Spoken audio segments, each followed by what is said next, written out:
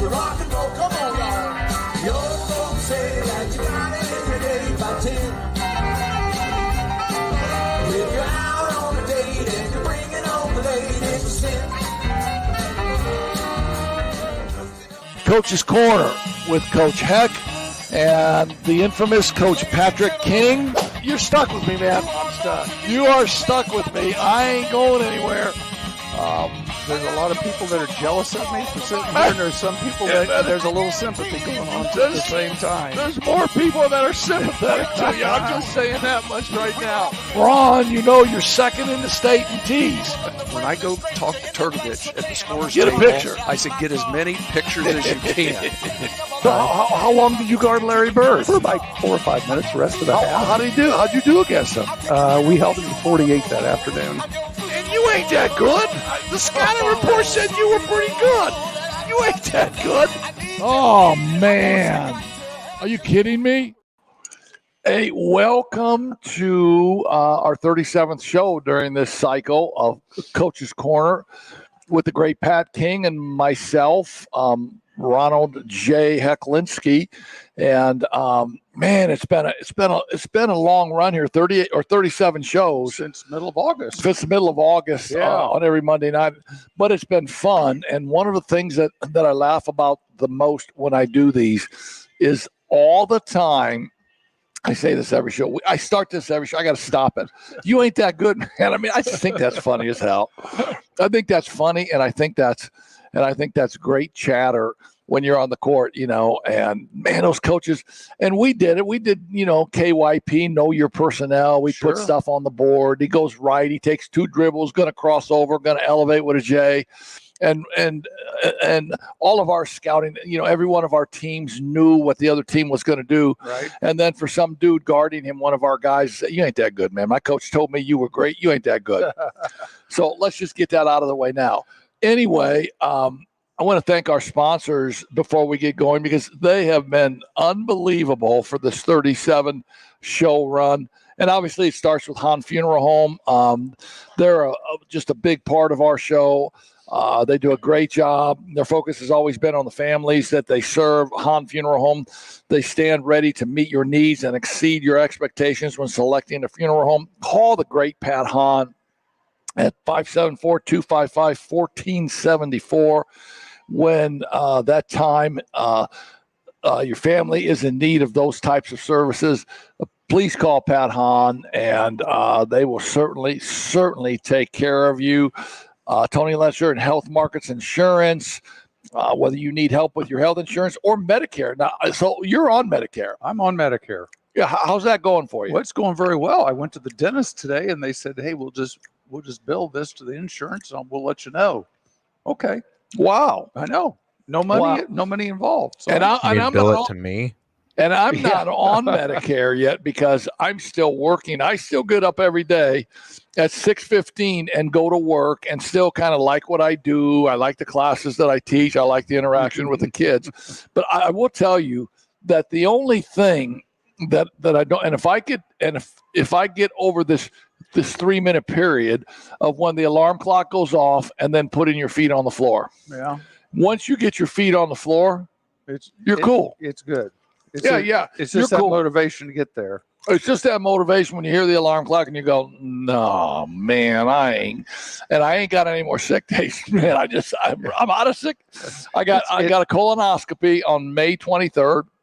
That's my last sick day. So it's not like I can wake up now and say, man, I ain't going. I'm taking a half a sick day today. I got to go. But that is the only thing. And so I'm not into the Medicare yet, but Tony Letcher is great, and you get the right coverage for the right price. Call Tony at 574-307-8882 or visit his website at tletcher.com. Tony Letcher, 1995 grad of the famous John Adams High School. South Bend, Indiana. The Black Sedan Band. They play our intro music. They play our exit music. They are phenomenal out of Birmingham, Alabama.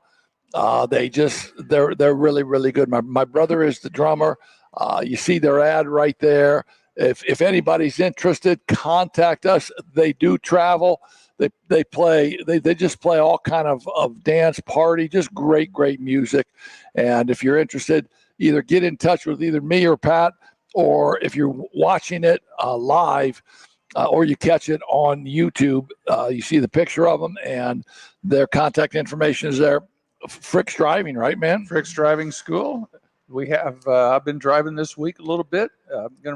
Next week I won't be in town, but I can tell you, in the month of June and July, we'll knock out a lot of kids. We'll take care of a lot of business in June and July. I hope you don't knock them out.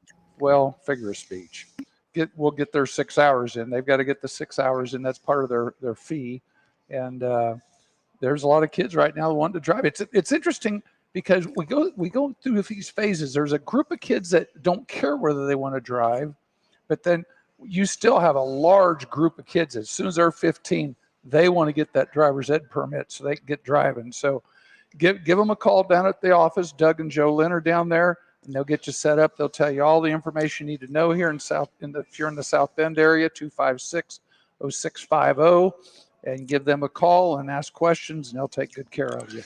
So I remember when my boys hit that magic age of 15 and, hey, Dad, can we get our license and blah, blah, blah. And I simply said to them, I said, fellas, when it was Jack's time, I said, Jack, get your bike out of the garage. Ride your bike up and down the street and let me evaluate you. He comes back. I said, Jack, you don't even know how to ride your bike right. How can I let you take driver's ed? So Jack got his license, I think, when he was like 17 and a half. So now it's Aaron's turn. He turns 15 or whatever. Dad. I said, Aaron, get your bike out. I said, Aaron, you didn't even use a hand signal when you turned on your bike. There is no way you can drive a car. And so, well, when we were growing up, I mean, out there on Nickel Avenue in Anderson, we were on riding lawnmower at like first, second grade. So we were out there cutting grass. We knew how to do that. We're out at Grandpa's farm riding the tractor and stuff when we were little kids. So driver's ed was just a formality for us growing up. Yeah, and I don't know, I don't know why, from my point of view, that I never thought my kids were ready.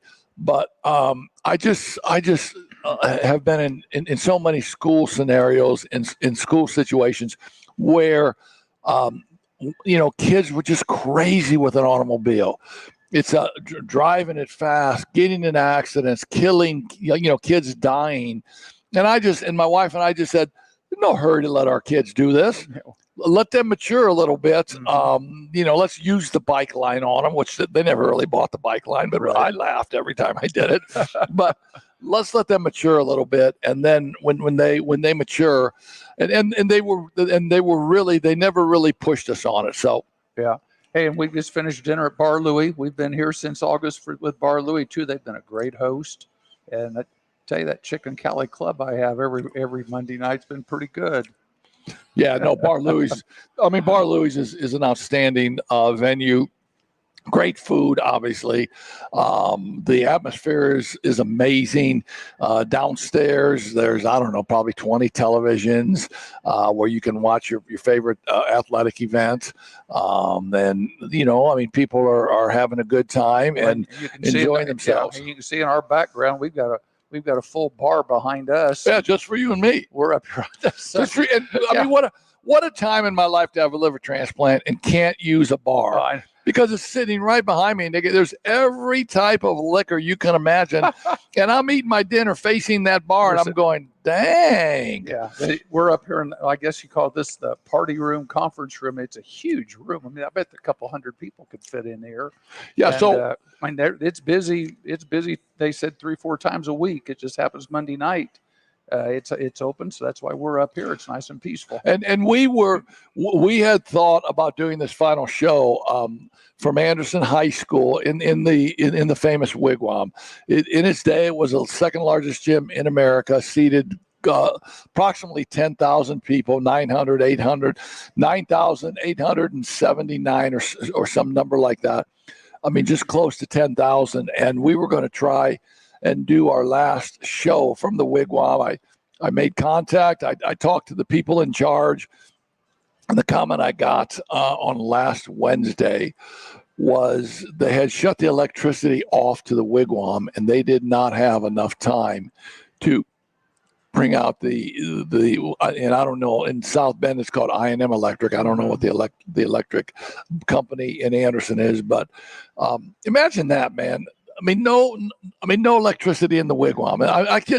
I cannot fathom my last year of coaching, and we had a school board that now at that time was pro Highland, and the school board in Anderson was always an odd number school board. It was a 7-person school board, right? And at some point, it was going to be either 4 for Anderson or 4 for Highland at the end, because there were only 2 schools. Yeah, they're down to 2 schools, weren't you? Yeah, and so, I mean, someone spun the idea that it cost too much money to run the Wigwam, and the director of facilities and I were really, really close. And he said,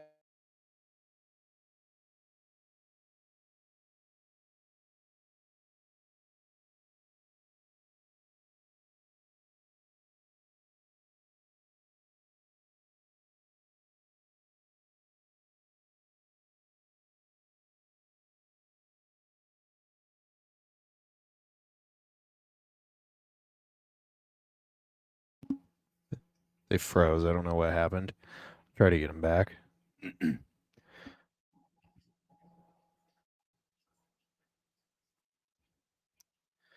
Well, while they're frozen, I'll take the opportunity as the producer here to tell everybody to text into the show. I just got one text. I haven't even signed into my Google Voice account that I use to run the text line. Let's see. Ron, look up. Oh. But yeah, everybody, you see the number. Oh, and now my face is on here. You see the number at the bottom of the screen. It's 214-945-4134. Text in, leave a comment in the YouTube chat. Keep me entertained while I'm waiting for them to rejoin the studio while their connection died out. Because we desperately really want to get the interactions up here, but sometimes it just doesn't happen that way. And if there are comments, we don't get to them in time, or I can't get in to interrupt them to bring comments up or anything like that. So, like I said, if you have something to add to the show, please do while we wait for them to come back in. I really don't know what they were going to talk about either. There's a ton going on in basketball right now. And I guess while you're stuck here with me for the Scott King hour of Coach's Corner with Heck and King, I'm curious what people think of what the Pacers are doing, and because I think the Nuggets won against the T-Wolves after looking pretty bad in the first 2 games against Minnesota. But I was really happy to see the Pacers win both in Indy after having oh, thanks Chad. I was really happy to see the Pacers get those 2 victories at Bankers Life, or Gamebridge, whatever it's called now. After being really close in game 1 and 2 in New York, and then kind of having it pulled out from under the rug. I'll bring this comment up from Q. Tinfoil hat time. The powers that be in Anderson sabotage the broadcast to keep Heck from telling his account of the Wigwam's final days. Yeah, I think there they're back. I think the final days of the Wigwam were less than glorious, but here, I'm going to add them back. There we go. What did we miss? Q wants to know if the powers that be in Anderson sabotaged the stream just now to keep Heck from telling all those secrets. It might have been those Highland school board. Yeah, it was all the Highland people. It would not surprise me, because during that time period, it was just a really, really crazy time. Highland and Anderson had consolidated. The school board at that point in time decided that the school would be called the Anderson High School, not Highland High School, and that the junior high would be at Highland.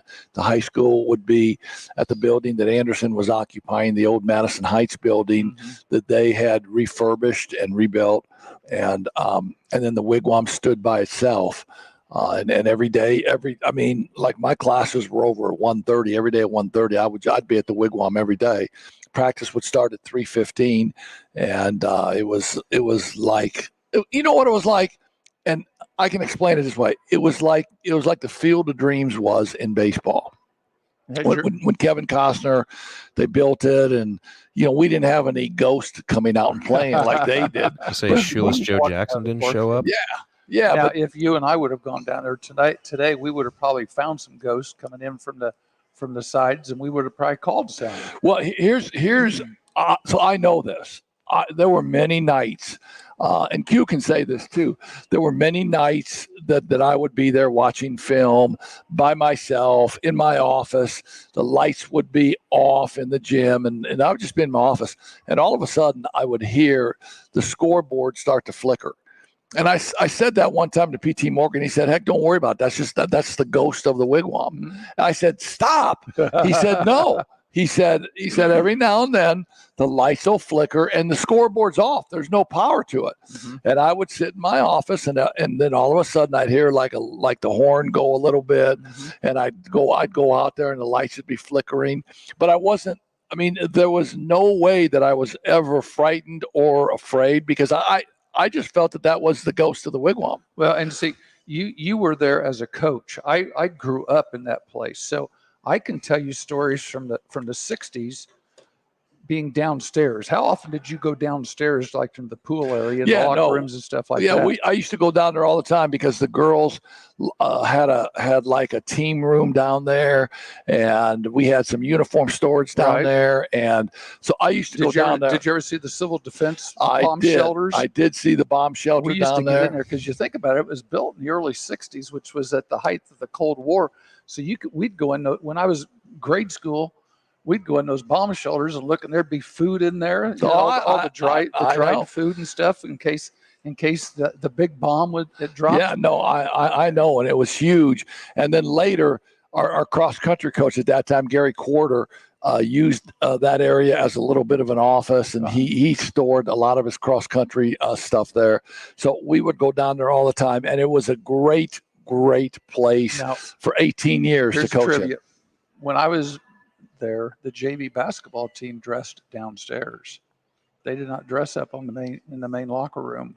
Well, they never dressed in the varsity locker room when I was there either. The locker rooms across the hall there, we put the JVs in there. And I remember a time or two when my team wasn't playing well, and I said, "You guys are out," because we had this beautiful varsity locker room, beautiful wood lockers, big screen TVs. And that was all new. That was not there. That was the training room when I was there. And so there were times for maybe 2 weeks on edge where I would say, "Ain't no way you guys going in here. Get out. You're in the JV locker room for the next week." Now you got to remember, when I was there, Central Junior High was still there. So those locker rooms that you're talking about across the hallway, those belong to the junior high. Yeah, no, that was junior high, and then the visitors were down the hallway toward the athletic office, and that's also where the Pacers dressed when they came to town for playoff games. Yeah, and so the JV or the freshmen were never allowed in that locker room area, because off of the locker room area, then you would walk, which used to be the old equipment room. Mm-hmm. We gutted that and made that a film room, and then Dan Snyder was the equipment man for us, and I just can't even. It was just phenomenal. It was a nice setup. It was a great setup. But we are going to talk some baseball now. We got to talk a little baseball. We've got a guest coming in. Yeah, I got a guy named Dave. Q said the lights would flicker and the buzzer would sound if the practice started at 10. Needed to turn the lights on around 7 to make sure the gym was warm enough. Well, no, this is when I was there at night watching film by myself. Nobody there. Maybe this was 9:30 at night. Practice got over like probably 6:30 or 7. Maybe I stayed there by myself, or maybe I came in on a Sunday night, and it was just so cool, man. It was just so cool. And I remember when all the talk came out and everybody was saying, "We're going to close the Wigwam," blah blah blah. And I made a comment: "If you close the Wigwam, I'm done." And I think that forced people to want to close the Wigwam more, actually. And I said, "I'm going to chain myself to the front gates of the Wigwam if you're going to demolish the Wigwam." And I think people said, "Good, go ahead and do that, man." I don't know, but I do remember this, and my wife will remember this too. There was a huge meeting in the cafeteria for patrons and everybody. The school board was there, and I remember that I got up and gave a speech in favor of the Wigwam. And the one thing I said, there was a song that went like you close paradise and you put in a parking lot. And that's what I said. I said, you guys are fixing to close paradise and you're fixing to put in a parking lot here. And I said, how stupid of it, is it? Because in the city of Anderson, you would never close the Paramount Theater down. No, they haven't yet. No, they haven't yet. And so that's how iconic the Wigwam was. We're fixing to talk baseball. I'm fixing to get one of my really good friends on, Dave Gruey, who was a college baseball coach, was an assistant coach at Notre Dame, assistant coach at LSU. So get some of your Notre Dame and LSU questions ready. Let me get Dave on the line here. We can do that. Scott, one of the things I was going to ask you about, let's talk baseball for a minute. How are you've been in town enough? I'm looking here in the West. The Texas Rangers are only a half game back of Seattle. Give me an update on the Texas Rangers that you can off the top of your head. Everybody is injured. Everybody's injured. The fact that they are even above 500 at this point is really kind of impressive, because every rotation pitcher has been on the injury report at some point this year. You've got Jake DeGrom is still coming off his Tommy John. Max Scherzer had a setback. They didn't re-sign Jordan Montgomery. Dane Dunning just got hurt. Cody Bradford's hurt. It's a treasure trove of injuries. Wyatt Langford got hurt. Evan Carter's now hurt. Adolis Garcia's in a slump. Corey Seager's not hitting the ball very well. And they just got swept by the Rockies. Hey, so let me say, who cares about the Texas Rangers, man? We got the great Dave Gruey on the line here. Just a very, very storied career as a college baseball coach. Dave, how you doing tonight, man? I'm good, Coach. How are you? Yeah, I'm just kind of rolling. This is our last show of this series. We've just run a 37-week series. We're going to take a couple months off and come back in August. So we wanted to send this show out with a bang, and we wanted to talk some baseball. And I said, there ain't nobody I know who knows baseball probably more than Dave Gruey, man. Well, you don't know many people then, right? You don't many. No, I do know a lot of people. One of the guys that I know really well is a guy named Rich Donnelly. Do you know Rich Donnelly? I've heard of Rich. Yeah. Was a third base coach for Jimmy Leland, and just coached in the major leagues for maybe 25 years. He was really, really a good friend of mine. But let's get back to you, man. 22 years old, after your playing career a little bit, and you get started in college baseball. Kind of take us through your career a little bit. Well, it's not good to talk about yourself, right? No. There's a few places. There's a few places you can talk about yourself. The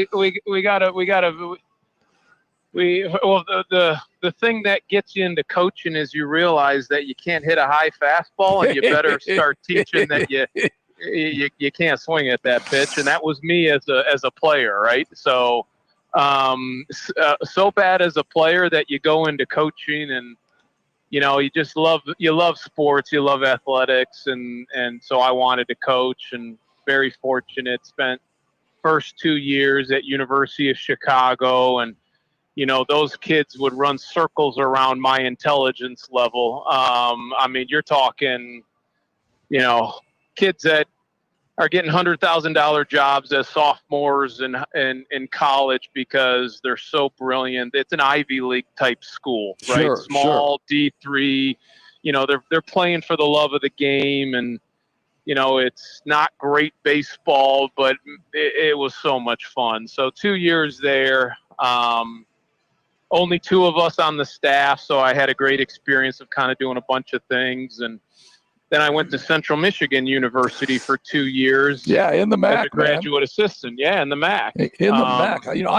I spent about 4 or 5 years as an assistant coach at Ball State University. So I'm very well. You know that, and they were phenomenal in baseball. Yes, yeah. Rich Maloney. Back in the day, Rich Maloney. Back in the day. So that's when I was there. When you were there, I was there, and I mean, Rich Maloney had Brian Bullington as a first-round draft pick. I mean, they were Yes. loaded.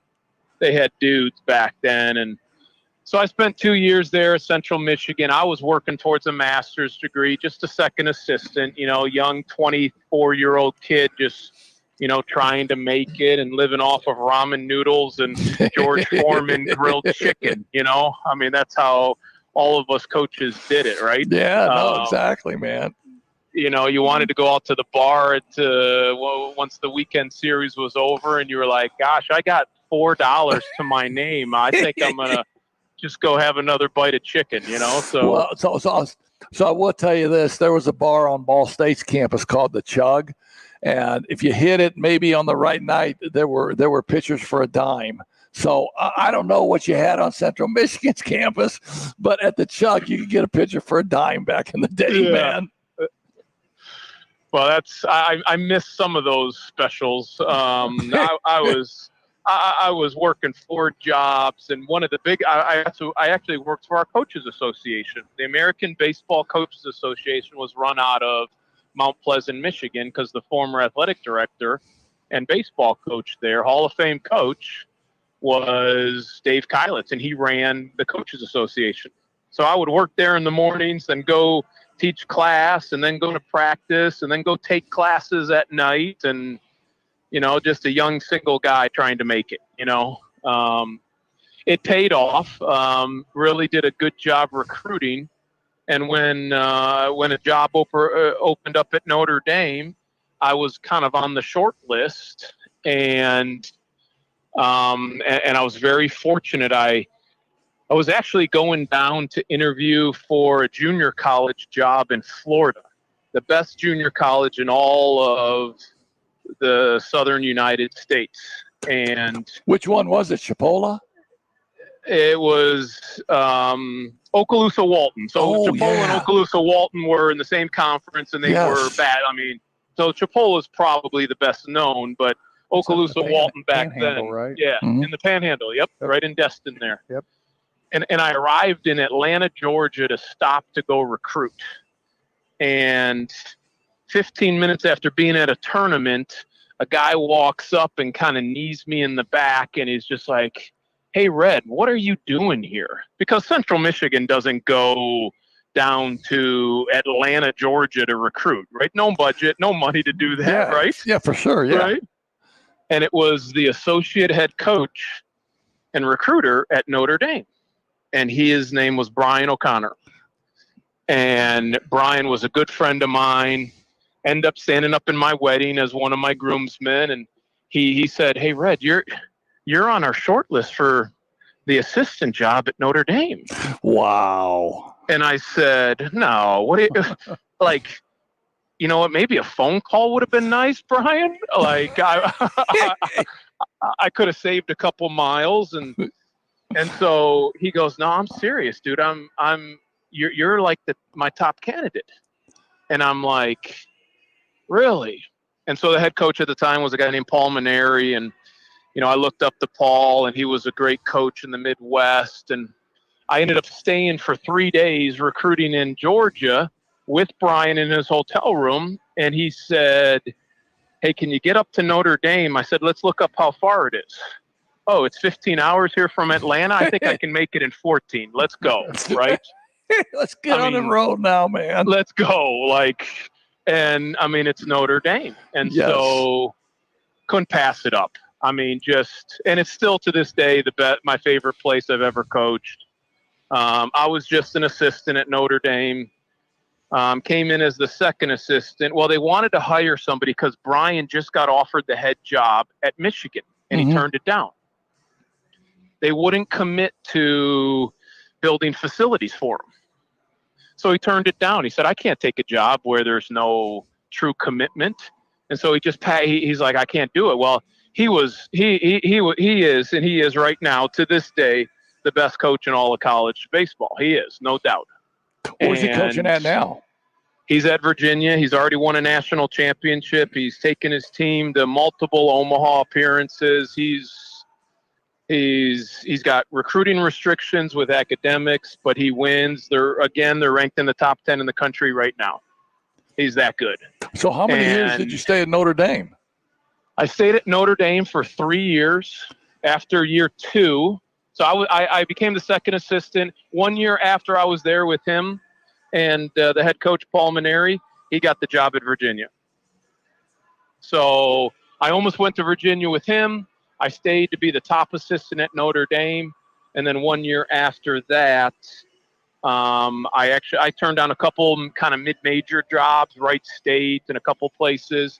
And then I got on the short list for the head job at Michigan State.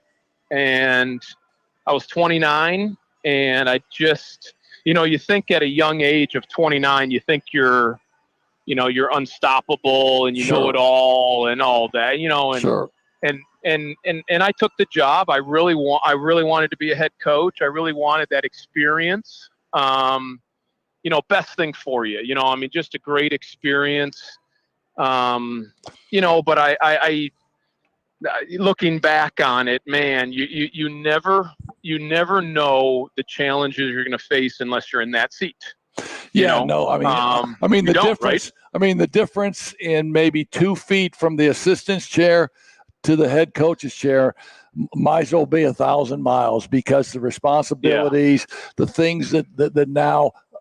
Come at you on a daily basis, and they don't have anything to either do with basketball in my case or baseball in your case, but they're things that you have to deal with on a daily basis.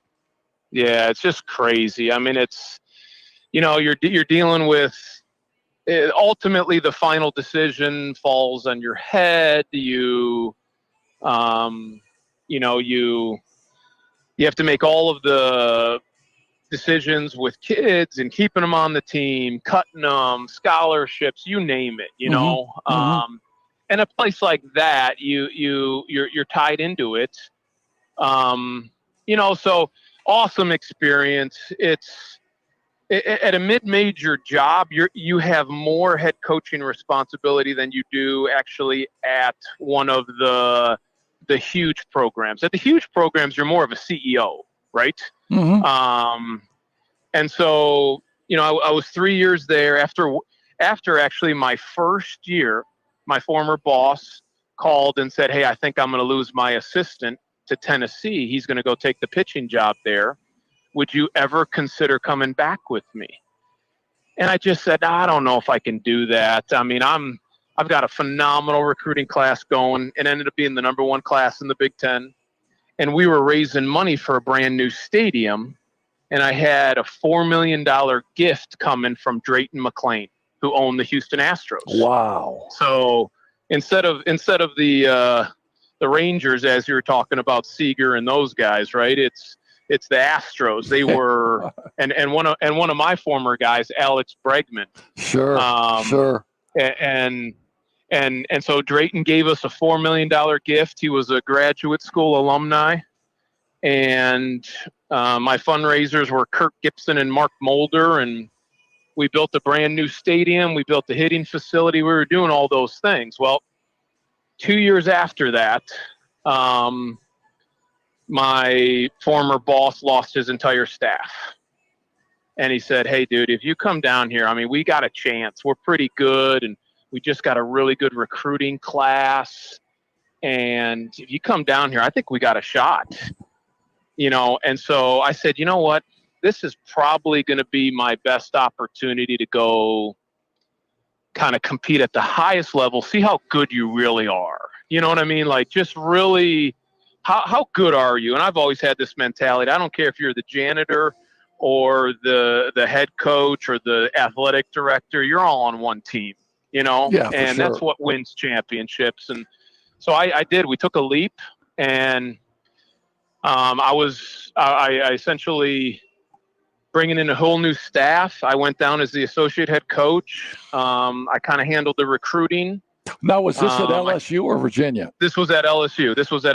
Oh, Yep. So, man, the SEC in baseball, right? Yeah, you guys won't believe it. It's something that, it is really something unique. 12,000 fans at games. Wow. Just the intensity, the the fans. I mean, it's pretty special. And, and baseball all year round, right? I mean, no weather restrictions, none of that. No indoor hitting stuff. I mean, the weather's so great. You're outside probably in February, right? I mean, January, February. It gets chilly. I mean, the coldest I've ever been has been down there in a cold Louisiana storm with the humidity. But you're there all year round. You're taking ground balls. You never have to worry about being on a field. I mean, you know what you're dealing with is rain. That's the biggest challenge down south. So, and we were good, man. We were really, really good. We won several SEC championships. We won the title in 2009 at the old Omaha Stadium, so that was really kind of special and unique. And we had great players. Yeah, I mean, I kind of have this philosophy. Coaches can help you get there, but man, players, you'll never win without elite players, and we had them. Talk about some of those players that made it to the major leagues. Well, we had, I mean, on that Omaha team, we had the SEC Pitcher of the Year, Lewis Coleman. He made it to the big leagues. He got a ring with the Kansas City Royals when they won the World Series. We had Anthony Renato, ended up being 10th pick overall. He actually got top 10 money. He went in the first round with the Red Sox. His first big league strikeout ever was Derek Jeter. Pretty cool. Wow, that is really cool. Really cool. And then one of my guys who I recruited and coached there, Kevin Gosman, I think he signed a $120 million contract with the Blue Jays and the Orioles. And he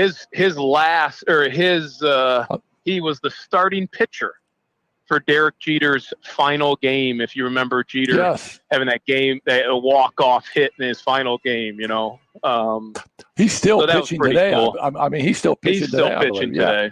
Yeah. Now Ryan Theriot and Mike Fontenot, they were gone by the time you got to LSU, right? They were gone. They won the last championship in 2000. But what's pretty cool about those programs is the players come back so often. So Ryan still lives there. He lives right in Baton Rouge. Mike Fontenot still lives in the area. Those guys were always back, and all the tailgates and all the things around football games. So if you're because there's no pro baseball in Louisiana, LSU baseball is like the Chicago Cubs down there. Yeah, and that's why it is. That's why I bring up Ryan Theriot and Mike Fontenot, because they both did play for the Cubs at one point in time. Yeah, they did. They were both. I mean, shoot, they were a double play combination at one point. Yep. One played second, one played short, and fierce players, man. Fontenot was the skilled guy. Theriot was the grinder who just, I mean, even when Theriot played with the Giants and won World Series with them, he was the guy that would find his way for that 8th inning walk and come around to score the tie-in run. That was that guy. Yeah, exactly. He's stud. Kind of reminded me of the Cubs manager now, Craig Counsell, when Craig Counsell ended up playing at Notre Dame and then had a nice big league career. Was never great. Was just a grinder that would just make the plays. Never flashy, but would get the job done. So how many years then did you stay at LSU? I was at LSU for 3 years up until 2012. And then I at that point, I kind of said, hey, I see the writing on the wall. College athletics is kind of going, in my opinion, the wrong direction into the direction it is today. Sure. And we saw that all the way back then. It was really, to me, I had 3 little kids. You've seen my little ones. It was Charlie, Mary, Claire, and Jack that were all under 3 years of age. There's no way I can imagine Charlie being under 3. Now my partner here is a gentleman named Pat King. Pat was the head basketball coach at John Adams, and so Charlie grew. Is probably about 6'5", 6'6". Is a sophomore on the St. Joe team. this past year and tore his knee up. But I mean, if you ever saw Charlie, you would never think of Charlie as a 3-year-old. Okay. Yeah, little 3. I'm He's a big kid. understanding. Yeah, he's a big kid, and so it was kind of time. It was for our kind of family. So I kind of woke up one day. At the time we had 11 games left in the season, and I just told my wife, I said, "Hey, I can't keep this grind up. I can work hard and I can do this, but this is not the direction our family wants to go." And so she's like, "Okay, well, I trust you. Let's figure this out, and put God on our side, and we'll make this work." So she was really the faith behind it. And at that point, we finished the year out, had a great run at the end of the year. We won, I think, 10 out of our next 11 games. And at that point, I just kind of said, you know what? The only way I'll stay in the game is if a really, really unique kind of job opens up. I was at a point where I was doing most of the recruiting, and the sport was getting to the point where we were just using kids, and that's where the college game is a little bit right now. And, I mean, we weren't developing kids. If they came in and they played for a year, if we didn't like how they played, we were getting rid of them, and we were just, it was really hard. Especially in the SEC and at the level that you were at. I mean, at the end of the day, it was truly about winning and being successful at that level. And if the players that you had on that particular team couldn't get it done, I mean, there were no more 4-year scholarships. We could say, hey, you're right. I mean, we'll help you transfer, but there's not a place for you here anymore. Yeah, and it was the business of it, and there's nothing wrong with that business of it if you're going to run your organization or your program that way. Okay, but that's part of, I think you have to be transparent with that, and you have to do that in the recruiting process, and that's how you're going to run your program. Sure. There's some coaches out there that will do that, and then there's others that can overcome the challenges and the pressures of that competition, like Brian O'Connor at Virginia. And they won't give up on kids, but they're still going to be good enough to develop, and they make the right decisions on kids, and they win, and they grow as a program. So you can do it one of two ways, and I was kind of at a crossroads of which way do I want to do it. But I knew I didn't want to do it the business side of it, and Sure.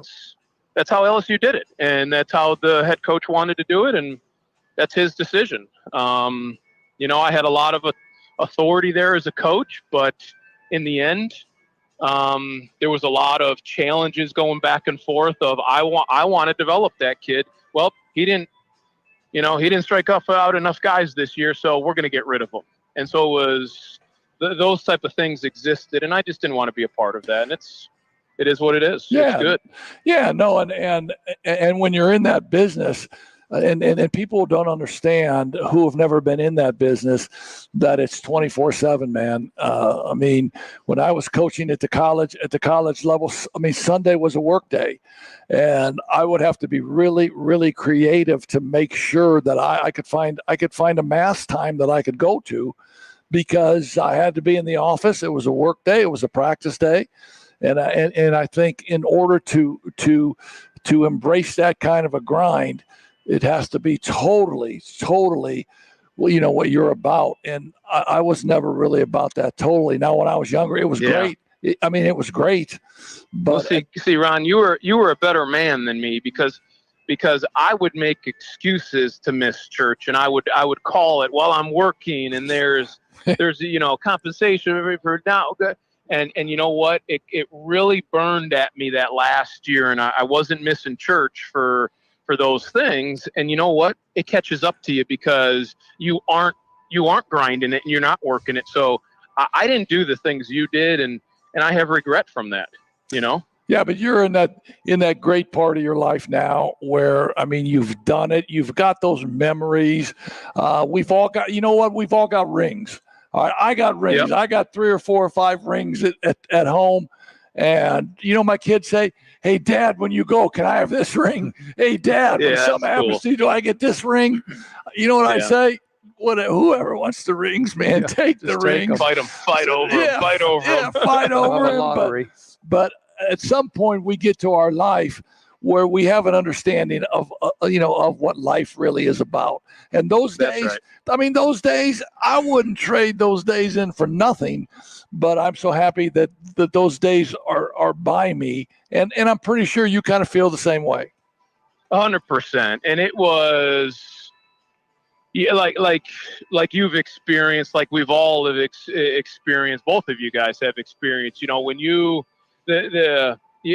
sometimes let your identity get caught up in the wins and losses, and your role as, well, I'm this coach, and you know what, it's not healthy, and it's hard coming out of that, because your identity is tied to something that is really not God's will. And so you're fighting, oh my gosh, like I'm this coach, and I did this, and I'm a and I did all this crap. And it's just, now you feel so much better in your life when you're more fulfilled with family and friends. And we still work hard. I mean, Sure. I'm putting in terrible hours, in the RV industry right now, but at least I'm able to prioritize the right things.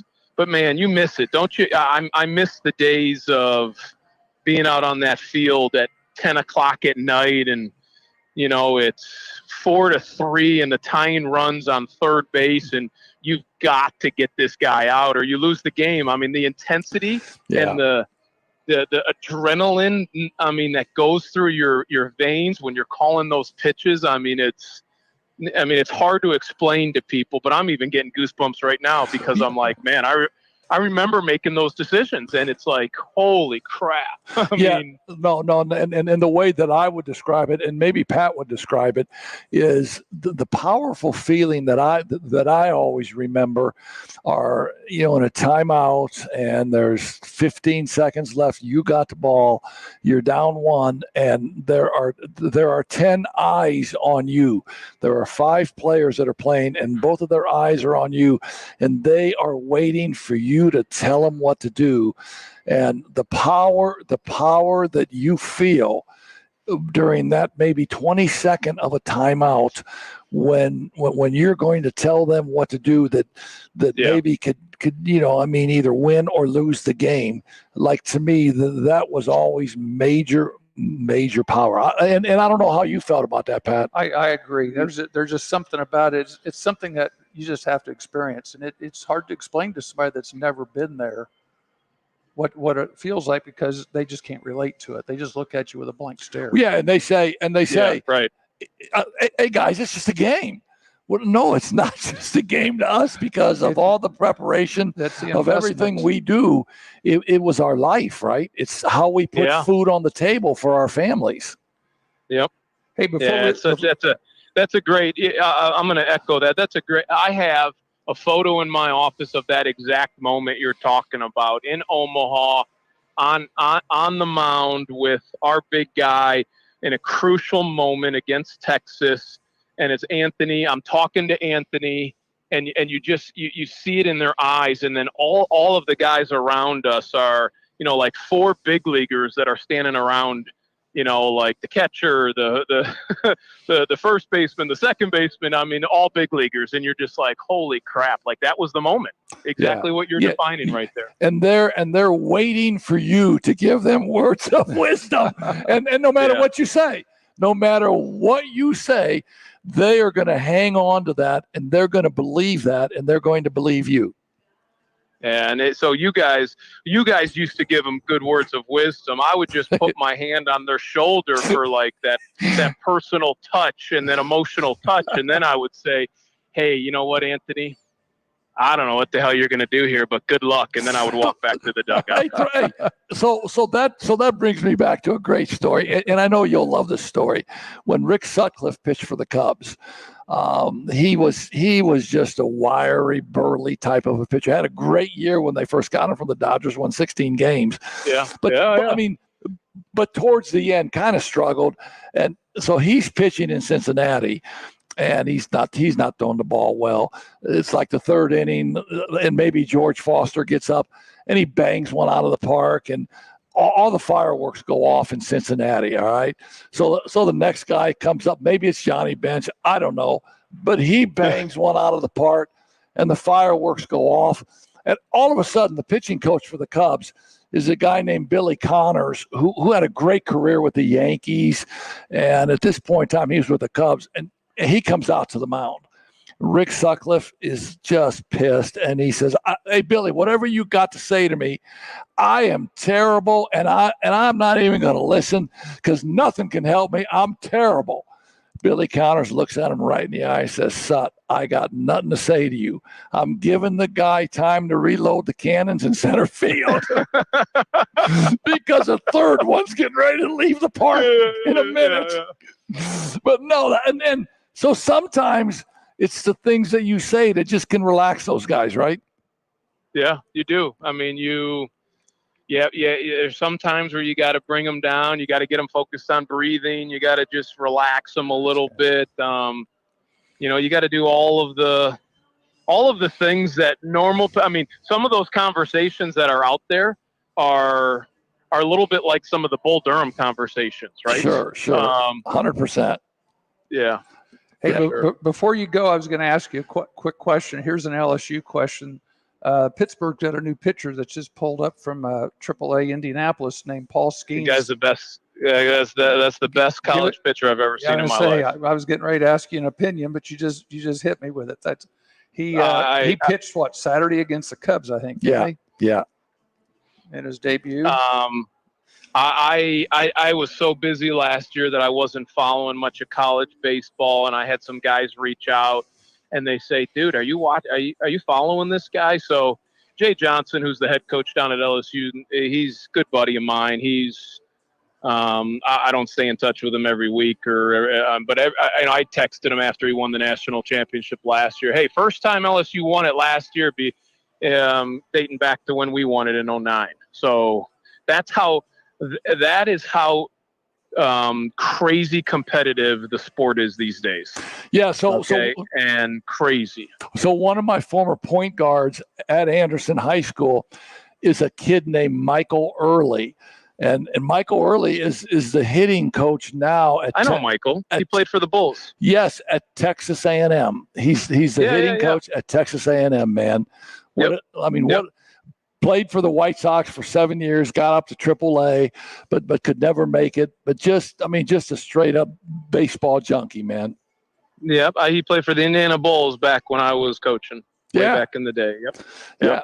Hey, listen, man. So that kid Skeens or whatever his last name is. Yeah. Absolutely unbelievable. I mean, just how do you throw 101 and that slider? I mean, and you look at his body. I mean, just a freak. He will break down. It will happen. Your body's not supposed to do what he's doing with his body, but he's the best college pitcher I've seen in the last 40 years. I mean, he's unbelievable. So what is your thought process on why pitchers are breaking down so frequently now? I mean, there's a lot of people that say it's the pitch count. What do you think about that? Well, I actually don't know if it's the pitch count as much as it is the stress of the moment combined with it's part of our culture now. I mean, we're so technology driven, and everything's about tech, and these kids are all trying to get to certain RPMs and certain spin rates and all this crap, and everything we do, the bullpen is like, instead of a coach sitting there with a guy working mechanics, it's all, your spin rate is this good, and it's just, I mean, the game is all of it. Let's just put it this way. All of it, the overthrowing, the kids not playing 3 sports like all of us did back in the day, the specialization, the pitch counts between games, and the stress in those pitch counts in those innings. So you can throw 115 pitches, and if you're stressed, so I always monitored that. I mean, obviously I would pull guys, and I would make decisions on when guys would be in and when guys weren't.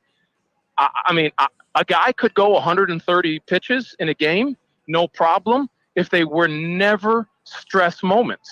Sure. And that stress moment is run around third, run around second, 2 outs. I mean, if a guy was throwing 4 batters, 15 to 18 to 20 pitches in an inning, 4 to 5 batters, and it was easy outs, you know what? The guy's not stressing and overcoming in those big moments. That's, to me, you got technology, you got spin rates, you got all this crap, you got kids playing all year round, and so much. I mean, look at the NLI money, look at the scholarships, look at all this stuff. These kids are chasing money that's not even there. Yeah, no, you're exactly there. right. You're 100% right. So how do So how does a player like Ferguson Jenkins, who pitched for the Cubs, he throws he throws 23 complete games one year, and throwing 300 innings is the norm for pitchers back there, but they never picked up a weight. They never did workouts in the off season. They probably smoked 2 packs a day, drank some beers, came in, and threw 9 innings every game. He was pounding beers in the off season, shutting it down and having a good time.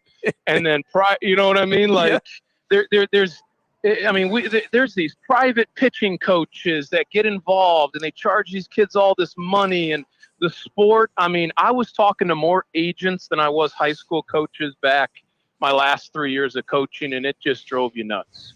Like the game, I mean, there's no downtime. These kids are playing all year round. I mean, listen, you and I, the 3 of us, because we coached, we know it.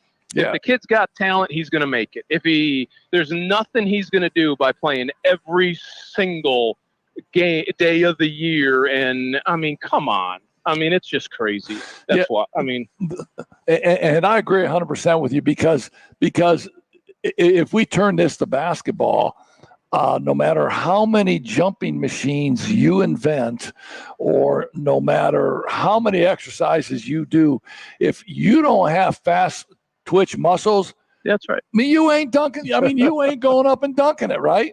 I mean, you can think you are, but that's not happening. But there are so many ancillary people on the outside making money over telling these kids and getting these kids to believe, chasing a dream, that they can do this instead of a kid playing football in the fall, playing basketball or wrestling in the winter, and playing baseball in the spring or summer. You know what I mean? I mean, kids enjoying athletics. And that's the problem then with the system of college athletics, because you can't take a kid who's a football, basketball, baseball kid who's it doesn't have the stress on the arm or the legs and all those things, and truly develop them so that they go freshman year college, sophomore year, and then by the time they're a junior in college, that guy might be a dude. Yeah, you know what I mean? Exactly. That might be our system is like, nope, no good. And so look at some of these transfers in college basketball that become dudes coming from smaller schools, right? Yes. Yes. Would that kid ever have made it at Kentucky in year 1? Yeah, no, probably not. And what leagues pay the price for that? I mean, leagues like the MAC, right? You got a great player in the MAC. He's going to stay 1 year because he's going to get NIL money, maybe $500,000 to transfer somewhere else.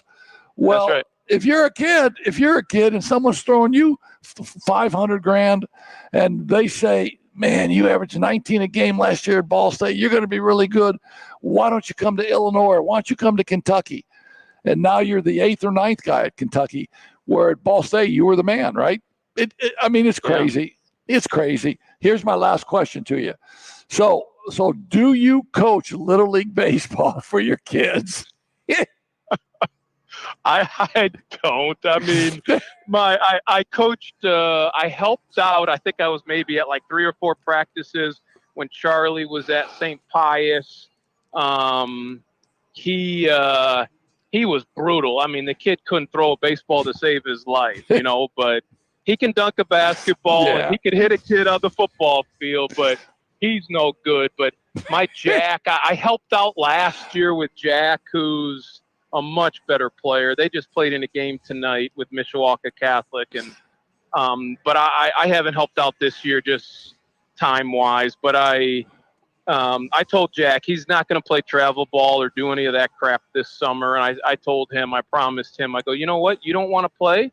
Then I'll do you right. We'll have our own summer training, and I'll go buy a bucket of balls, and we'll go to some fields, and we'll have fun. Just, you know, I'll get you better this summer. Don't worry about playing travel ball or any of that stuff. It's hard for us. We got a big family. Yeah, no, you do. And Charlie's getting over that ACL tear and that in the surgery. I saw him in church on Sunday walking without his crutches, and I know he's got a tough rehab situation ahead of him where he's going to have to miss football, probably miss basketball again this coming season. But he will. But I mean, he was just starting to come into his own too. Yeah, no, he's big. He's big. I saw him play a couple of times.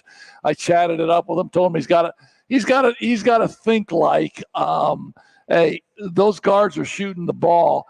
That's like a pass to you. You got to go get that rebound. And after I chatted it up with him a little bit, I saw him more active, going, you know, chasing down balls and going to get basketballs. I think he has a real talent. Just got to keep his mind focused in this rehab. But anyway, I want to say thanks for coming on because I know you're really, really busy. And thanks for sharing some of your story, some of your time. And, I mean, man, what a great career. But what a better career now at the end, right? I appreciate that. I enjoy it. I love seeing you Sundays. And I appreciate you guys having an old fart like me on a old washed up baseball guy on a call. It's fun. Yeah, no, hey, you ain't chewing any tobacco now talking about baseball, are you, or anything? No, we actually had a conversation the other day. I said, you know what, like I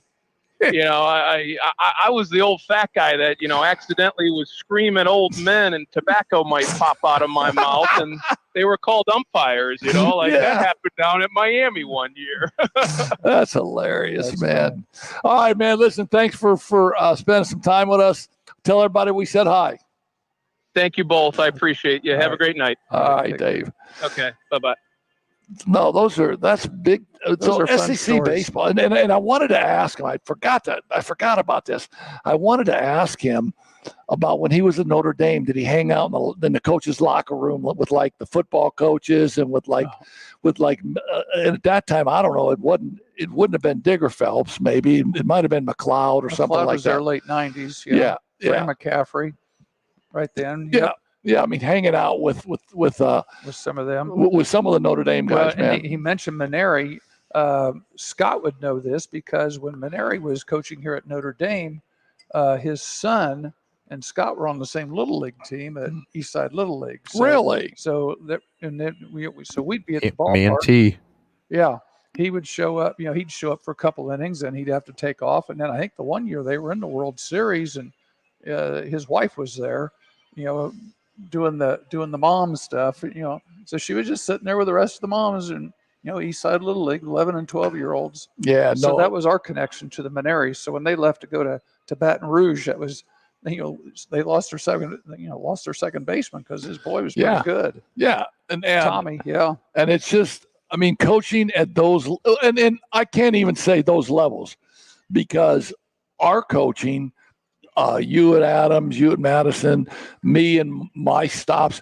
So when I was the head coach at Jasper High School, I'll never forget this.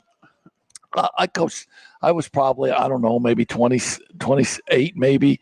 And at age 28, man, we got after it. We coached our brains out. We were still out there acting, you know, running through drills. Yeah, and I had the radio, one of the radio guys at Jasper come up to me after a game one time. He says, you think you're coaching the Indiana Pacers? He said, those guys are just high school kids. I said, stop. I said, to me, those are the Indiana Pacers. Yeah, or the Chicago Bulls or whoever you want to say they are, because that's my life. Yeah. That was your life. People just don't understand that. And when when the administration comes in and starts talking to you about whether they want to extend your contract, they don't understand that at college you got buyouts. So these guys that come and go, they have got a little money in their pocket. When they want to send us on our way, we're on our own. There's no spending money. Yeah, no, it's really different. It's just the whole thing. You're packing up, you're moving your dreams and ambitions. Go with you. When the head coach at LSU, Eddie he was the football coach. He got Ogeron. Eddie Ogeron. Yeah, we didn't get that luxury, did we? Yeah, no, Eddie. So they bring Eddie in. They say, Eddie, we're going to fire you. You got a $17 million buyout. Eddie goes, where do I sign? Yeah. Well, tell me where I sign that, man. 17 mil. Yeah, they never offered that to any of our places. No. We gotta load up in U-Haul. We're driving U-Hauls. In a U-Haul, and we're finding another place. But at the end of the day, it doesn't matter where we're at. We're coaching because we say that's what we were meant to do. That's what we do. I still remember I remember we were younger. Our baseball coach there at Anderson, Don Barnett, and Barney and Pete Danforth were my coaches, and they love those guys. Whitey Herzog from the Cardinals said he was doing something. He said, when you get hired, you also get fired the same day. They just haven't written in the date yet. Yeah, no, and I still remember that to this day. He says that you get fired the same day you got hired. They just haven't written in the second date yet. It's a profession, and I chose to get in. I didn't have to get into it. I mean, at the end of the day, my father was a dentist, and I was going to take over his dental practice. Mm-hmm. So I'm at Manchester College. I got I'm taking pre-dental. That might have been that could have been Japanese to me because I had no idea what those courses were. I was in and why would you have to take Calculus 7 in pre-dental? I got no idea. But you count the number of teeth. I don't know. Do you got to multiply the number of teeth by 3/4? And there's a lot of derivatives in dentistry, I hear. Yeah, I don't know, but derivatives. I couldn't pass it, and so now my thought of being a dentist, boom, out the door. And I remember sitting in that counselor's office at Manchester College and them going, well, what do you want to do, Ronnie? And I said, I don't know what I want to do. And they said, what are you good at? And I said, I play basketball. And they said, are you good enough to play in the league to make money at it? I said, absolutely not. So they said the next best thing, why don't you be a teacher and a coach? And that's what we did, right? And here we are. Oh, that's exactly what we did. And then you talk to a guy like Dave Gruey, who was at the highest level that there was. I know it. And the grind there is, and so I'll tell you when I decided that I was out at the college level. It was my last year at Ball State, and I was recruiting a kid from Anderson. And he played at a school in Memphis, Tennessee. Mm-hmm. And so I get up at 8 a.m. I drive 8 hours to Memphis, Tennessee. The game's at 6. I watch the game. I got to drive. It's 8 hours back home. You got to drive back home. I get home at 3 a.m. I'm exhausted. I got my head hanging out the window, air hitting it, because now I get home at 3 a.m. and I have Miami of Ohio, which is my scout. So I got to do the breakdown tape because Coach Hunsaker wants the breakdown tape at 10 a.m. on Sunday. Mm-hmm. So I get in at 3. I'm in my office from 3 to 7 or 8 in the morning making the breakdown tapes, watching 6 or 7 games of Miami. Right. Exhausted. Mm-hmm. And I said, that's enough. I remember saying, I'm done because I'm driving home, sleeping while I'm driving, and just to get home to make that breakdown tape. See, and just you're telling stories. We did some of that similar stuff when I was in Texas coaching high school. If it was our scout, we would scout 4 times. We would scout a team 4 different Fridays in a row. Like if I had team 5, if I had the 5th team, we'd get 4 games on them. We'd get them all together. We get back back to school, 10 or 11 that night, depending on where it was. We stayed there until we were finished. And if you got done at 3 or 4, you went home. If you were still there at 6 or 7, when the coaches came back in, you were still sitting there finishing up. You handed it to them, and then you went home. Yeah, no, and so that is what we did. That's just part of Hey, that was part of it. I certainly got to thank our sponsors again, with this being our last show. Han Funeral Home, man, they are the absolute best.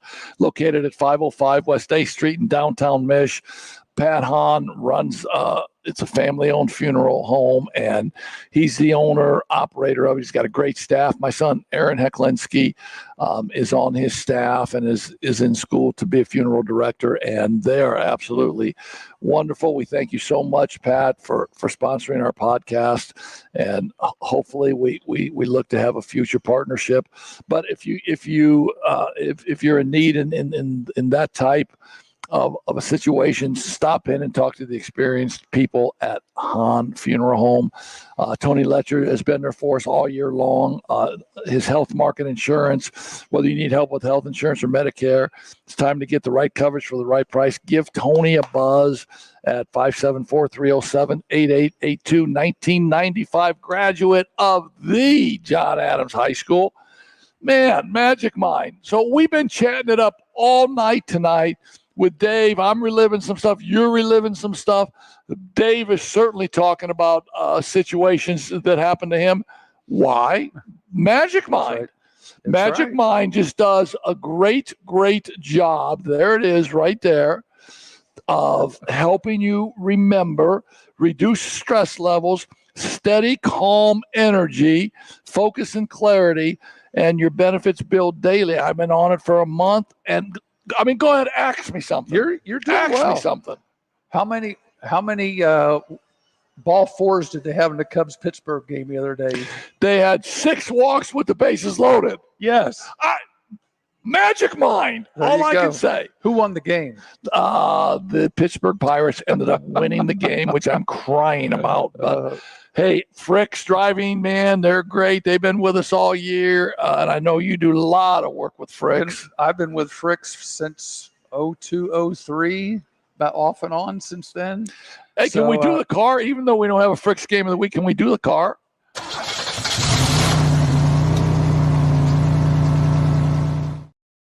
There is the car, and obviously the Black Sedan Band does our music before the show, after the show. They're out of Birmingham, Alabama. They're outstanding. They have the best.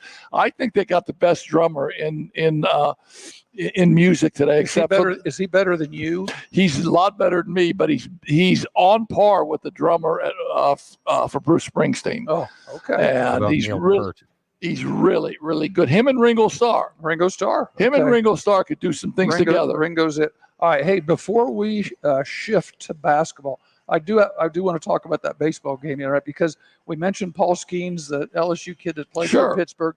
He had been playing at AAA Indianapolis, which is the affiliate for the Pittsburgh team. He pitched Saturday, home game against the Cubs, right? Sure. I looked up some info. He pitched 4 innings. Okay. Now tell me about the deal is they had the bases loaded and they walked 5 or 6. They walked six runners. The Pirates walked in 6 times in a row. Yes. Yeah. Relief pitchers. With the relievers. They went to the relievers. That happened all in the 5th inning, but they still got beat 10-9. Yeah. And so here's the deal with that. You got all kind of traffic on the bases, man. You got to get a base hit somewhere along the line. You would think. And instead of just one at a time.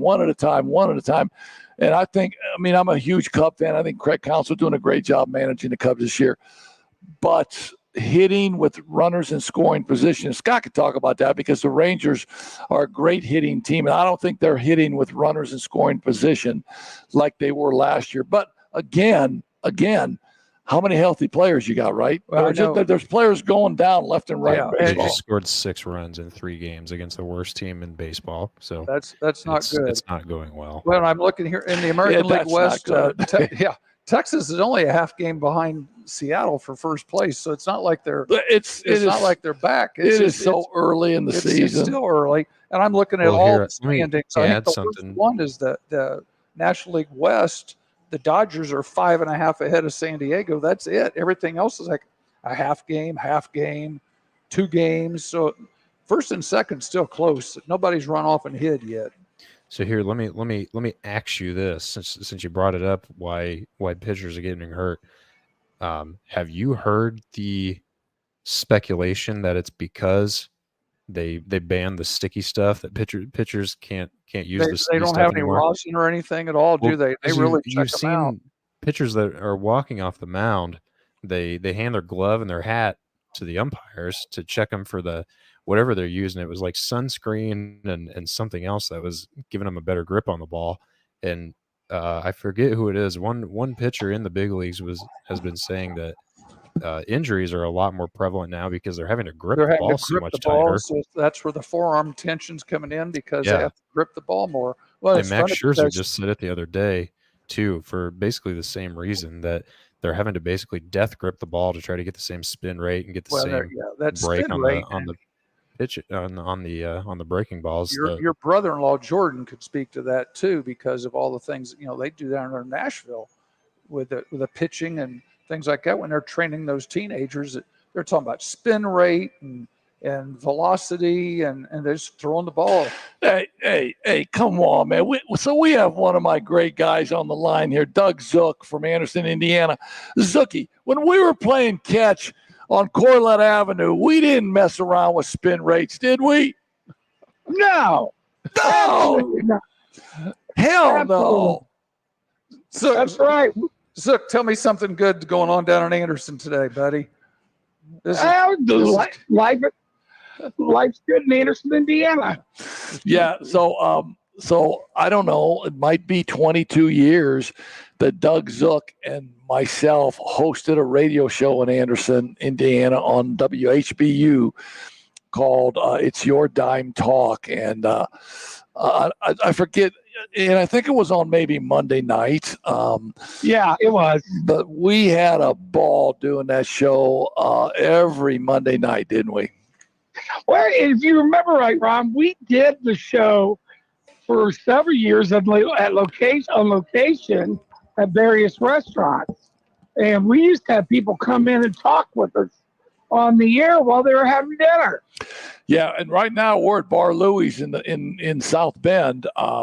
That's where we do our show from on Monday nights. Bar Louie feeds us, and the atmosphere and everything is good. And then we used to do the show from the WHBU studio in Mounds Mall. We did it from the studio outside of town a little bit, but we always had a ball doing that show, didn't we? When you called me up the other day and mentioned this, I got to think about, remember we started at the old WHBU studios at the Union Building downtown? Is that downtown? Yes. I've been there. Yeah. I remember if I was in town and did one of your shows or if somebody else. No, you probably no. But it was I'm pretty downtown. sure we had the great Pat King on one of our shows. We absolutely did. Was How it you down? doing, Pat? I'm doing fine. Was it down like by the Paramount someplace? Yes. Yeah, right next door. Okay, across from Hoyt Wright, or I remember back across from Hoyt Wright and Yeah, you're going back a few years. Yeah, those places aren't there anymore. Hoyt Wright hasn't been around in 40 years. Well, that's about right. Yeah, well, so you would have been 28 though. I would have been. You'd have been 28 when you were in. That's high school. Hey, Ronnie, I got a question for you. Fire. 20 years ago, if I remember correctly, you were the head coach of JoJo Nataline and Doug Mitchell were the coaches of the McDonald's All-American game. Yes, sir. And you had a young man on your team named LeBron James. Was that his name? Yeah. Now, and looking back on that, 20 years later, he's still in the league. What's that tell you? Well, what that told me from day one was God blessed him so much with a wonderful body. As a senior in high school, he was 6'7", 230, just cut, but more than just having the athletic body. And it's true, Pat. I mean, Pat, you can attest to this too. Your best players, they're the first players on the floor and the last players to leave the floor. And if we practiced at 8 a.m, because we had those guys for like 5 or 6 days, and we practiced twice a day. If we had a practice at 9 o'clock in the morning, he was on the floor at 20 to 9. If that practice went from 9 to 11:30, he didn't leave the gym floor till noon. And that's the common denominator, I think, of all of those players, because I mean, we had Chris Paul on that team, Charlie Villanueva. They've all made millions in the NBA, and they all had those traits of wanting to be the best, and they all did it in practice. Now, I was talking about that game today with one of my classes that I teach, and I was so I think there's a rapper or there's a music guy named Jay-Z. So am I right? Yeah. A guy named Jay-Z, right? Okay, sure. Right. Yes. So I'm getting ready to give the pregame talk, and Jay-Z's in the locker room and messing around with LeBron and those guys. And I'm getting ready, and I look at Joe, and I said, Joe, who is that? He goes, that's Jay-Z. I said, Jay, I said, you got to bounce, man. I said, I'm getting ready to do my pregame talk. He looks at me and goes, you know who I am? And I said, I think I do, but I don't really care who you are. You got to bounce, man. I got to do a pregame talk.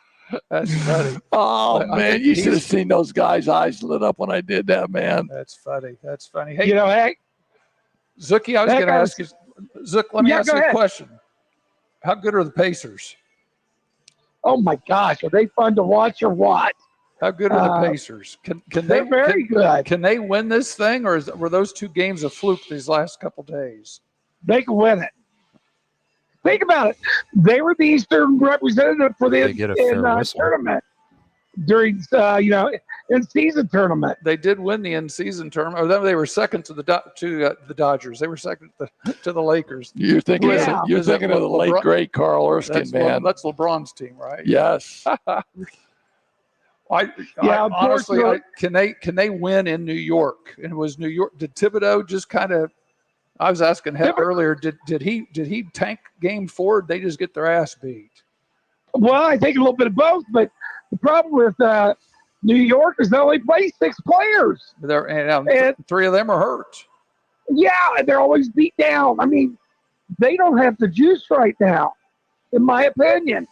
I think the Pacers are just chasing them all over the floor, kind of like your teams did and my teams did. We're just going to wear them down.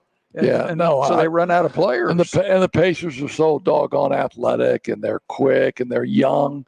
They're young. They don't. I mean, the Pacers, although they don't have great playoff experience, they have great youth. And I don't care what you say. Rick Carlisle's a hell of a coach. He is the heck of a coach. Yeah, he is. He is. So tell me, you are teaching in the Anderson Community School System now, right? Yep, I'm a English teacher in 8th grade at Highland Middle School. When did you? So I didn't even know you know English, man. I mean, the way we used to talk. When did you learn English? Oh, a few days ago. I tell you what, Ronnie, I'm having a ball. Good You know, for you. You kind of talked me into it, if you remember right. Yes, I I started remember sub- that conversation. You were subbing a little bit. Yep. Yeah, and they came back, and I was, I did it for a semester. Then the principal in Highland called me up and said, would you want to teach full time? I go, can I? She goes, you got a college degree, right? I go, yeah, my you. And she goes, well, I won't hold that against you. I went to Purdue. So I'm able to have an emergency license, I think, up to 4 years. I thought allegedly you got a college degree. Was that? I mean, did you actually get a college degree? Yes, I did. I actually did.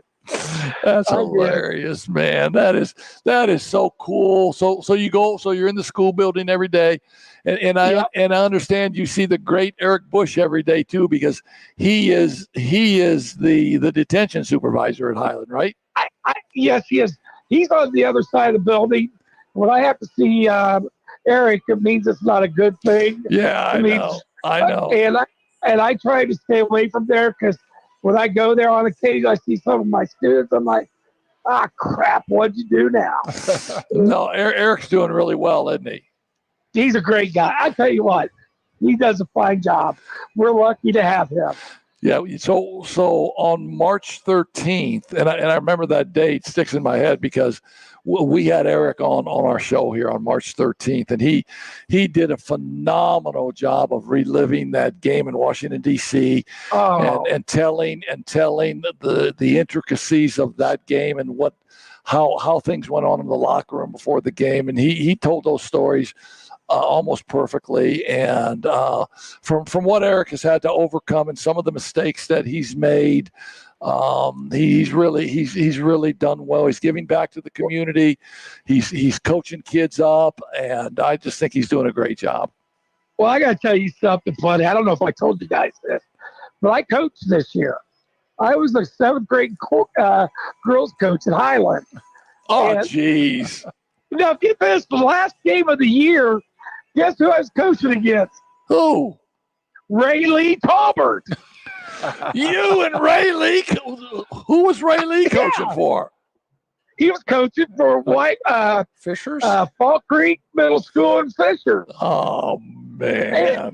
And so Ray Lee and I, we were having a ball. They beat the snot out of us, but I only had 5 kids. Wow.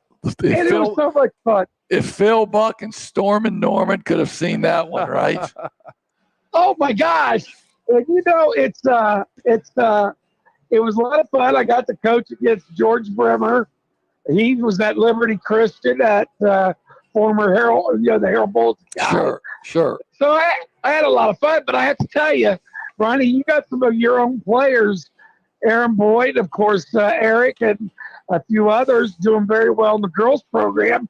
And how about your guy at Liberty Christian, Norman Anderson? Yeah, no, little D, and I was at that semi-state game. His team, he started 3 freshmen, a sophomore, and a senior. And the team, Fort Wayne Canterbury, started 5 seniors, and Fort Wayne Canterbury went on to win the state championship. So he lost to the state champs. Yeah, and so it bodes well for Norman. Norman's got those guys really playing hard. They really remind me of an Anderson team, but a great Norman Anderson story. His senior year, we were really good, man. Dejavon Sawyer Davis. We were really good, and we played the sectional over in Richmond, and I think this was the semifinal game. We're playing Muncie Central. Matt Fine's coaching Muncie Central. Got a really good team. Matt Fine was a great coach, by the way. And the first 6 shots of the game, Norman Anderson takes, and he doesn't make a shot, and we're down like 10-0. I call a timeout, and I bring the boys. I said, Norm. He said, Coach, they ain't guarding me. I said, they ain't guarding you for a reason, man. Because you can't shoot. Now, if you take another shot, you ain't playing the rest of the game, man. I was at that game. Yes, I'll never forget that. I mean, just plain as day. Coach, they ain't guarding me. I said, get over here. Oh, man, those days were so much fun, man.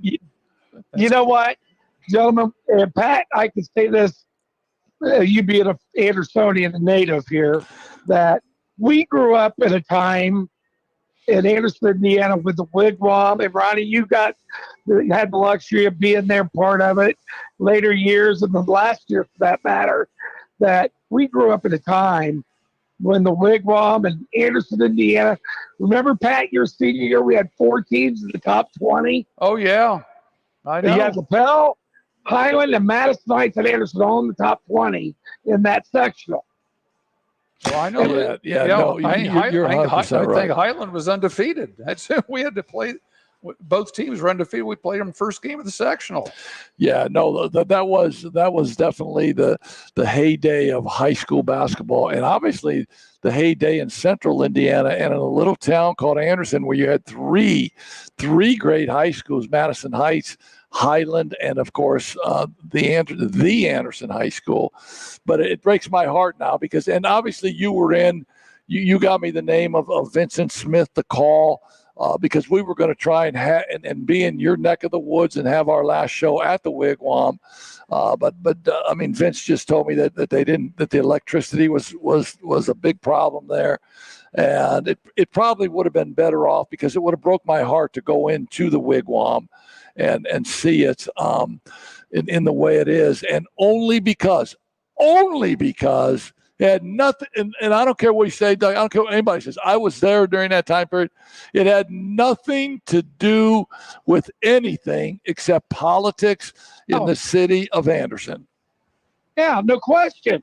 And it is. I remember. I was getting a little reminiscent last week, Ronnie, and I got on YouTube and typed in Anderson Wigwam because you and I talked, and there on YouTube is your final speech, and I'm handing the mic over to you, and after you're done, you handed it back to me. And if you remember, I said it for the final time, ladies and gentlemen. Welcome, sports fan, to the Wigwam. Yeah, I remember like it was yesterday, man. Like it was yesterday. Marilyn Doris, our great super fan, was just coming off of some surgery, and I remember like it was yesterday. We beat Bishop Chittard. Chittard had one of the boys that play offensive tackle for the Dallas Cowboys. That's right. Yeah, and it breaks my heart, but life goes on. We move on. We do great things with our life, and I want to tell you, it's great chatting it up with you. And it did so during that time period. I mean, I would tell you this, that those games in Anderson, the intensity, the statewide coverage, every Saturday or every Friday night, I was always doing a pregame interview with either CBS or NBC out of Indianapolis, and it was big time basketball. And no matter what happened, and the pressure and the stress, every Monday, you and I would get on the phone on the radio show, and it would always make me laugh and reduce a little bit of that stress and pressure heading into that next week. So I always want to thank you for that. I want to thank the great late Dr. Joe Wosheets. He sponsored those shows, man. He came up with money. Oh, yeah. He sponsored those shows, and we had a blast. So now my new Doug Zook is sitting right here to my right, Mr. Patrick King, man, and him and I have a freaking blast. Zook, you had big shoes to fill here, buddy. But I'm trying my best. Oh, you're going to do great, Pat. This is my second year doing this. And the gray hairs a little bit, but I'm pulling the Eli Manning routine off pretty well. What? You ordering a bucket? Yeah, I'm ordering the bucket. It's the only way I can survive this thing sitting next to him. Hey, listen, man, say hi to everybody for me, and we're going to come down this summer and hang out, and we're going to bring the kids, and well, they're not kids anymore, they're young men. And, I know. And we'll see your family. But anyway, you take care of yourself, man. Love you, and thanks for sharing some time with us. Okay, we'll talk to you guys later. All right, see ya. That is the great Doug Zook, man. And if there was anybody that was Anderson basketball, it was Doug, because wasn't Doug one of your managers on your team? He was one of the managers, I believe. He's a year or two younger than me, I think, but he was a manager during that time period. He was right in the middle of it. He knows every nook and cranny of that gym, that's for sure. No, I know. And every time I chat with him and talk with him, it brings back a lot of memories. Hey, NBA, man, we touched on it for just a minute, but in the Western Conference, it's a 2-1. Dallas leads the Oklahoma City Thunder, and that looks like that series is going to go right. Distance. I think Game 4's tonight. It's the late game tonight, so we'll get home in time to see some of that. Yeah, I mean Dallas.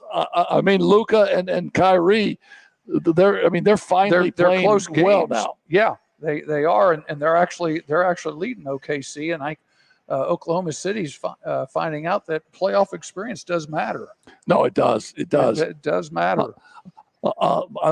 Shea Gilgeous-Alexander is really good, isn't he? I didn't realize it, but he was second in voting for MVP. Was he really? Yes, he was. He is that good. He's going 31 a game right now. Yeah, the Mavericks beat them 105-101 trivia in their last game. What college did he go to? Kentucky. Stop! I'm on Magic. He's one of Cal's. Stop. Magic Mind. He's one of Calipari's one and dones. Magic Mind. I mean, I'm in the state of flow. But he's been like, this is his fifth year. He was they had a group there, UK, 5-6 years ago, that they didn't really do that well, but I think all 5 starters went pro. Yeah, no, they did. He was part of that group. And they were so young. And the problem is. And now here they are 5 years later. Yeah, and so Cal won 1 national championship. Doing that. And the problem is that when you do that, those youngsters are good. But now when they get to the national championship rounds, the NCAA tournament, they're playing against guys that are 22, 20. They're men. Well, and we see that. One of the things, like with the Knicks, they've got the Villanova Knicks because they've got 3 players that went through the championships with Villanova, with Jay Wright, and now they're doing the same thing with the Knicks. Yeah, no, they're good. They're good. The other matchup in the West is Minnesota against the Nuggets. The Nuggets won yesterday, 115 to 107. I mean, Jokic is just amazing. What's interesting is the visiting team has won all 4 games. Really? So the first 2 games, everybody was saying, Minnesota wins the first 2 in Denver. It's over. They're going to go back and win 4. They're going to sweep them. Yeah. Well, all of a sudden, Denver wins the 2 games of Minnesota. It's 2-2. Now everybody, there's so many people that they over dramatic. Let the thing play out. Yeah, because Jokic is. It's his 3rd year of being the MVP. He goes for 35, 7 and 7, almost a triple double. Yeah. And Murray's playing well. Did you see yesterday's game? They scored 5 points in the last 3 seconds of the half. Sure. They hit a half-court shot and everything. That was fun to watch. And at the end of the first quarter, just a little 10-foot J on the baseline by Jokic, little pump fake, gets a guy in the air, step back, Jack Sikma-like. Yes. Now, I don't know if you remember Jack Sikma. I remember Jack Sikma. From the Seattle Supersonics. Yeah. Jokic has that ball behind his head. Yes, he's got all the moves. He never really runs hard. He just gets up and down the floor. He's the trailer. But he does a great job. And how good's Anthony Edwards for Minnesota? There's been people comparing him to the GOAT, Michael, and Anthony Edwards says, stop that. Yeah. Stop that now. There's only one Michael Jordan. But he had 44 on Sunday. Yeah, he's really, really good. In the Eastern Conference, Celtics are up on the Cavs 2-1. They're playing right now. Yeah, I don't know if Donovan Mitchell's playing tonight. He had 33. He was supposedly if he doesn't play, it's over. Trouble. It's over. The Celtics are really good. Yeah. Tatum and Brown went for 33. Tatum went up for 33 and 13 the other night, and just really, really good. Just really good. Brown had 28, and nobody cares. Yeah, no, 28 and 9. 28 and 9. I know. And then we already talked about the Pacers and Knicks 2-2. Yeah. It's 2-2. Tibbs has a way of grinding his players. He did the same thing with the Bulls. Yeah, and then at the end of the season or in the playoffs, he's going to run a 7-man rotation. He played Luol Deng just almost every minute of every game, but his players love him. The Pacers did a nice job on Jalen Brunson the other night. Brunson can score. Yeah, the Pacers held him to 18. DiVincenzo only had 7 the other night. DiVincenzo. He had 28 in New York. Now, as long as is it Anunoby, as long as he's hurt with that hamstring, they can't win without him. They've got to have him in. They can also flop with the best of them too. Well, that's just part of ball, and I'm not saying good or bad, but they do have a rule of that. Yeah, so I'm going to. I'm going to read a text I got last week. I was kind of in a melancholy mood. We both kind of were, and I talked about how if I had a chance maybe to do some things over, I would do them more from a Christian-like standpoint because we had a chance. We were on a pulpit. We were coaching. People listened to us. People actually valued what we said. Yeah, and we had a chance, to maybe change some kids' lives. And I kind of made some comments relative to maybe I didn't do a good enough job of that. Well, I got a text from one of my players who listened to that Let me read this text to you. Coach, you totally underestimate the influence you had on kids earlier in your coaching career. You may not have recognized your calling back in the 80s, but you have always been a disciple of Christ. That's why you survived a liver transplant, and that's why you are given the platform you have today on your podcast. I know I speak for myself, Harvey Williams, and Zeke Washington from Richmond High School's JV team from 1981. We needed you and your influence back then when we were young. And you are still reaching people of all ages today. I will never forget when you kicked us out of practice and told us that we were not as good as we thought we were and that our socks were yellow from us pissing down our legs when games got tough. Effing classic. I would run through walls for you after that speech. And to this day, I will always go the extra mile to encourage others to be their best. You're an inspiration. Keep being you until the day you pass on. So that was a letter from my ex-player who lives in North Carolina, Chad Kirk. And I got a couple other ones relative to those statements. Those are always nice to receive. Yeah. Those are always nice because there are times when you think that you don't make a difference. Yeah. The youth, and I don't know if you ever thought this, but I think this now that I'm not coaching, that maybe all I was doing that for was to win games and it was to build my self-esteem up, when in actuality, the real part of it was to develop young people and to develop them into young men. And just maybe we did that, right? You'd like to think so. And like you teased me about, I only need. I never tease you. I need 5 more wins to get to 300. Yes. And I really, I don't care at this point. It never bothered me on the wins and losses because I was more concerned about, like you said, just developing players. And if we could take a job, you'd be the head coach, I'd be your assistant, and we'd take a job. We say, oh, yeah, we're going to coach, blah, blah, blah, blah, blah. And you win 5 games. We're out. We're done. See you guys. I quit. In the middle of the season. Speaking of quit, we probably need to go home. Yeah, we do. It has been such a phenomenal run for us. We have so much fun doing this. This is our 37th show on this cycle. We're going to be back sometime in August, maybe the second or third week. And we really enjoy this. I mean, drop us a note, do something. Tell us that at some point in time we might make a difference for anybody listening. Our numbers that we get back are pretty good. And we have a blast with this, right? And this will be on YouTube. You can always subscribe to it, leave notes to it. You can watch these anytime during the summer. Yeah. Exactly. And we'll probably start making some phone calls sometime in the summer to start seeing if you want, for sponsors. But we're probably going to do the same time, same place. Probably the week, the Monday before the first high school football game is what we're shooting for. Here, before you go, since we're not gonna be in front of people for a little bit, who wins the NBA Finals and who wins the Stanley Cup? Well, the NBA, man. I think the finals are going to be the Celtics and the Nuggets. I mean, that's how I feel. And then I think I'm kind of thinking that the Celtics are really freaking good this year, man. Me too. And so I would pick the Celtics. And if the Blackhawks aren't in the hockey championships, I don't really care. That's just me. I believe the Blackhawks had one of the worst records in hockey this year. They got the best young player. Bedard. Yes, and they'll be back. So who do you like in hockey? Stars. He's in Dallas. He's jumped on the bandwagon. Stars are very talented and they're very young. And you've been to a couple hockey games, haven't you? Oh yeah, they're the best team in the West this year. He goes down there. He likes that. No, that's wonderful. Hockey in person is fun. Yes, and hockey on TV is fun.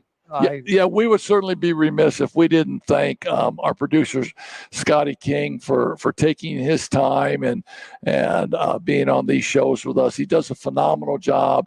The graphics that he can put up for us and some of the things, he makes us look so much better than what we are, right? Yeah, that's for sure. And John Overmeyer's been helping us too, behind the scenes still. I mean, Johnny got us going. Yeah, but he went big time on us. He's now an administrator. Yeah. And he doesn't have time to do this little minimal stuff. Yeah, so we got the great Scotty King. We had to do our own thing here, but he'll be back, and I'll be doing football with him in the fall, and same time, same place with Broadcast Sport. So you can find us, these things will all still be archived during the summer. So for some reason, if you think you need to go back and watch one of these for the fun of it, then go right ahead. Tell your And friends follow about it. us. Follow us on Facebook, because that's where when we finally do decide to get back going in the fall, that's where Facebook, we will Instagram, all that post stuff. when it will be exactly. So follow us on Facebook. Just look up Coach's Corner with Eck and King.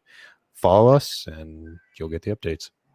Hey, thanks, man. Take us out with a little black sedan. Scotty, be cool, man. Take care of your lovely wife. All right, see y'all. All right, subscribe to the channel, everybody. Thanks for joining us all year, and see you in August. Y'all ready to celebrate a good time? That's what we came here for.